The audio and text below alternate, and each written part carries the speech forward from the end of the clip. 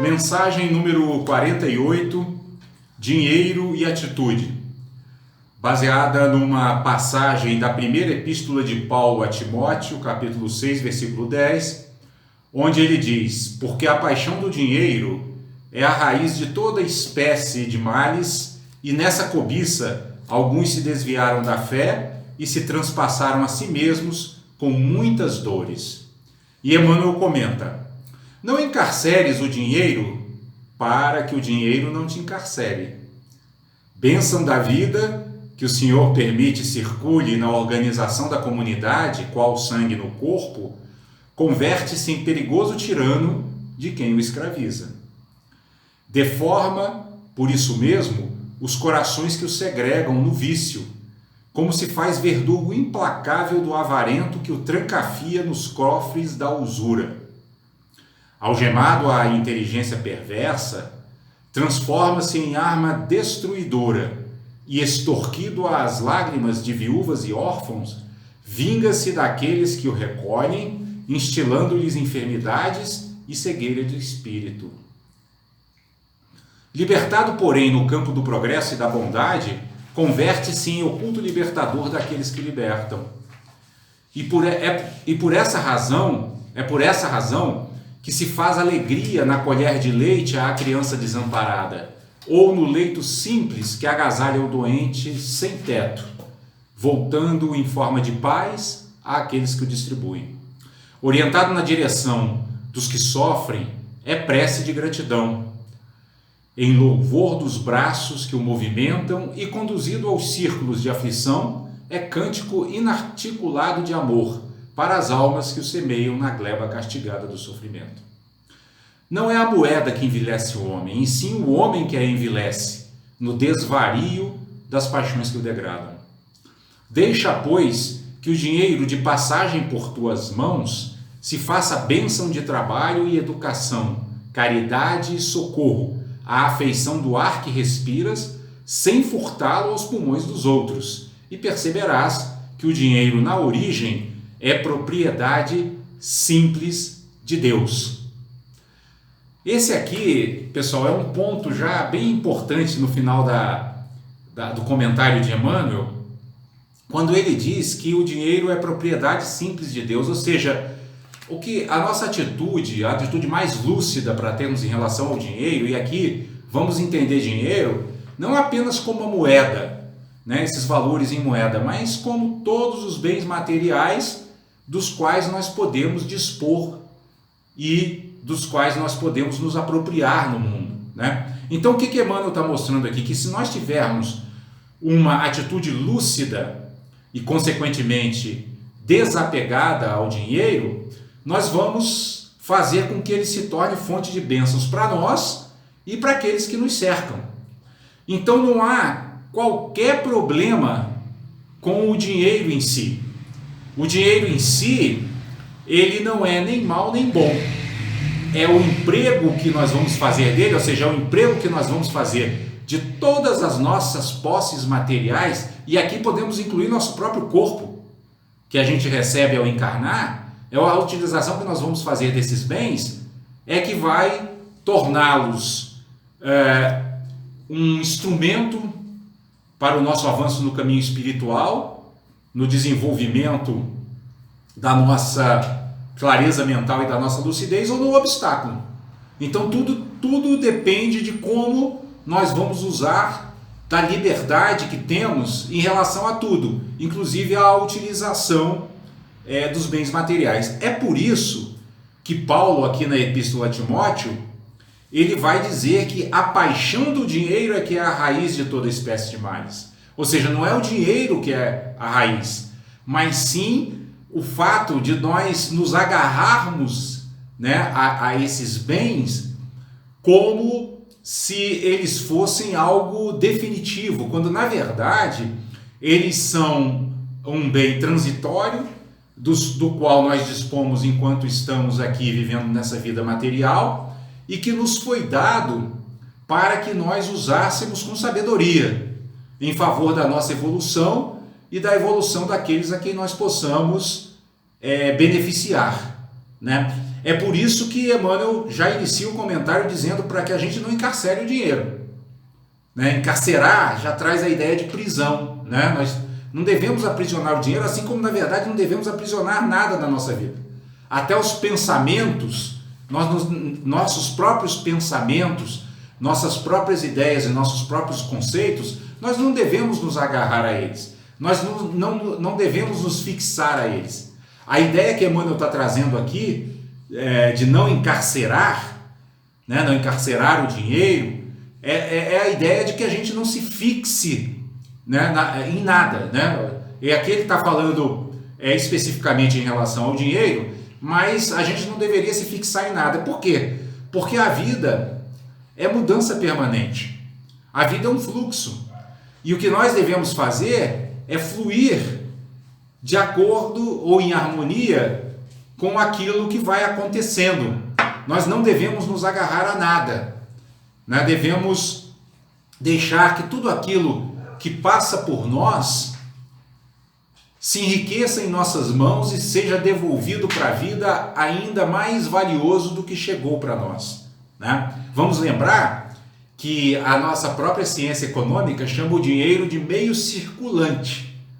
Ou seja, o dinheiro foi feito para circular e não para ficar parado, para ficar amontoado na mão de um ser ou de uma família ou de uma nação. Né? Uma boa parte dos conflitos que o mundo vive hoje, tanto entre nações como entre indivíduos, se deve a essa atitude errônea de querer encarcerar a riqueza, né? De querer abarcar a riqueza toda para si e esquecer-se que todos nós fazemos parte de uma grande família, que é a família humana. Né? A humanidade toda é composta de irmãos e irmãs que deveriam estar preocupados, sobretudo, em se beneficiarem mutuamente e não em acumularem bens e propriedades. Né?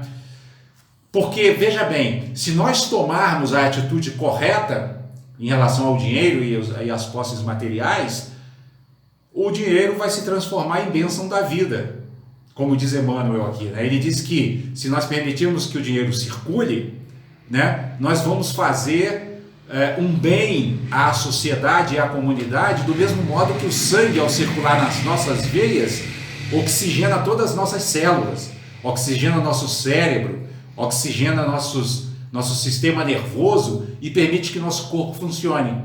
Da mesma forma é o corpo social. Para que o corpo social seja um corpo abençoado, é preciso que ele seja composto de indivíduos, de comunidades e de nações desapegadas, né?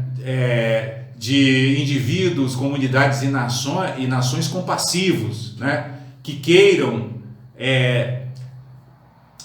fazer com que todas as benesses, né? com que todos os bens materiais e com que toda a prosperidade material se reparta por todos, de modo a que todo o corpo planetário, todo o planeta como um todo, possa gozar de saúde física, econômica, mental e espiritual. O nosso grande problema dessas crises permanentes que o mundo vive, em grande parte, está diretamente relacionado a uma atitude ignorante em relação a isso. Ou seja, ao invés de as nações, as comunidades e os indivíduos se esforçarem para que os benefícios cheguem àqueles que deles necessitam, eles se esforçam para acumular cada vez mais riqueza, cada vez mais prosperidade, fazendo com que surja um grande desequilíbrio no mundo. Né? Temos continentes extremamente pobres, continentes extremamente ricos, países extremamente pobres, países extremamente ricos, né? Pessoas extremamente pobres, pessoas extremamente ricos. E isso gera todos esses conflitos, né? Crimes, guerras, disputas, né? Que ao invés de levarem o ser humano a crescer espiritualmente, o leva a cada vez mais se afundar no lodo das suas emoções perturbadoras, né? No lodo da raiva, no lodo da carência, no lodo da inveja, do ciúme, né? No lodo da avareza, da ganância, que tantas perturbações trazem tanto para as coletividades quanto para os indivíduos, né?